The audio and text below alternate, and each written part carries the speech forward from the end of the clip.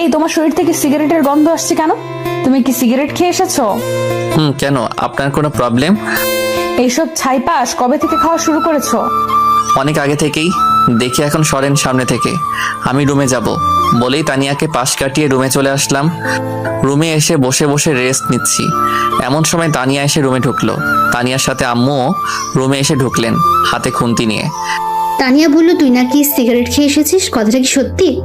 না আম্মু, আমি তো সিগারেট খাইনি, বন্ধুরা খেয়েছিল, তাদের শরীর থেকেই আমার শরীরে সিগারেটের গন্ধ লেগেছে। আম্মুকে সত্যিটা বললে আজ আমার রক্ষা নেই জানি। তারপর হঠাৎ ঠাস করে আমার গালে একটা চর বসিয়ে দিলেন। আম্মুর হাতের চর খেয়ে আমি ভয়ে কাঁপতে শুরু করলাম। জানি আমার কপালে আজ অনেক দুঃখ আছে, কারণ এর আগেও একবার সিগারেট খাওয়াতে আম্মুর কাছে ধরা পড়ে সেই লেভেলের মাইর খেয়েছিলাম। আপনার আবার হাসেন না? তোকে না বলেছিলাম আর জীবনেও সিগারেট খাবি না, তাহলে আজকে আবার কোন সাহসে সিগারেট খেলি? নিশ্চয়।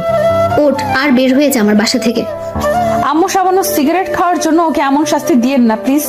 এর চেয়ে ভালো অন্য কোনো শাস্তি দিন, যাতে ও আর জীবনেও সিগারেট না খায়।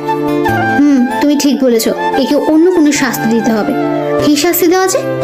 হ্যাঁ, পেয়েছি। এই তুই দাঁড়া আর কান ধরে 100 বার উঠবস কর। কি 100 বার?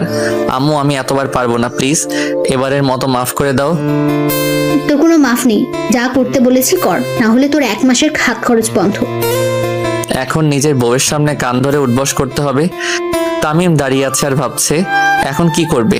তার আম্মু আজ তার উপর যেভাবে রেগে আছেন, মনে তো হয় না এই রাগ এত সহজে ভাঙবে। এই তানিয়া মেয়েটাই সবকিছুর মূল।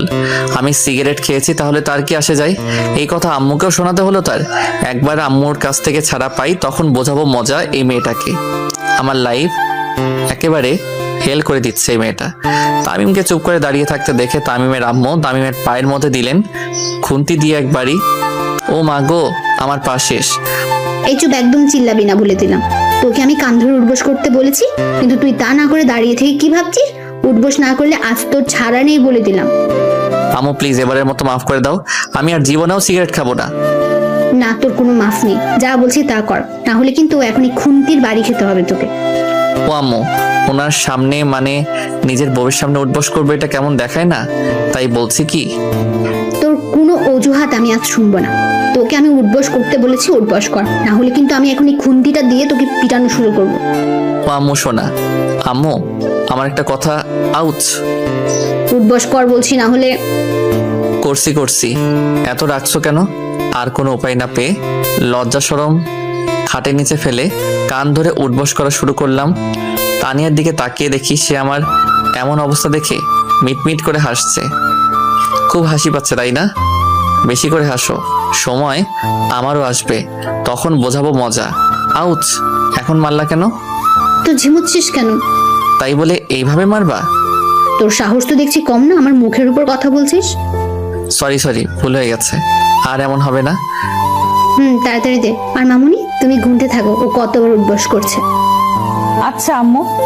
আম্মুর কথায় তানিয়া আমার উঠবস করা গুনতে শুরু করলো। 1 2 বলে, আর আমি মাথা নিচু করে উঠবস করেই যাচ্ছি। এ কেমন বউ? কোথায় নিজের স্বামীকে এখন এই বিপদ থেকে বাঁচাবে তা না করে উল্টা স্বামী কয়বার উঠবস করছে তা গুনতেছে। সময় আমারও আসবে, তখন বোঝাবো মজা।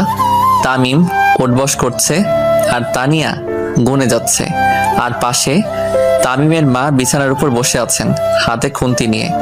এমন সময় হঠাৎ তামিমের বাবা রফিক আহমেদ এসে বাড়িতে ঢুকলেন। সারা বাড়িতে কাউকে দেখতে না পেয়ে ছেলের রুম থেকে 1 2 গণনার আওয়াজ শুনে ছেলের রুমে এসে হাজির হলেন। ছেলের রুমে ঢুকে দেখলেন তামিম কান ধরে উঠবস করছে আর তানিয়া দাঁড়িয়ে দাঁড়িয়ে গুনতেছে, আর তামিমের মা বিছানার উপর বসে আছেন হাতে খুন্তি নিয়ে। হঠাৎ কারো গলার আওয়াজ পেয়ে সবাই দরজার সামনে তাকিয়ে দেখে তামিমের বাবা দাঁড়িয়ে আছেন। তোমার ছেলেকে না করার পরেও আবার সিগারেট খেয়েছে, তাই ওকে শাস্তি দিচ্ছি।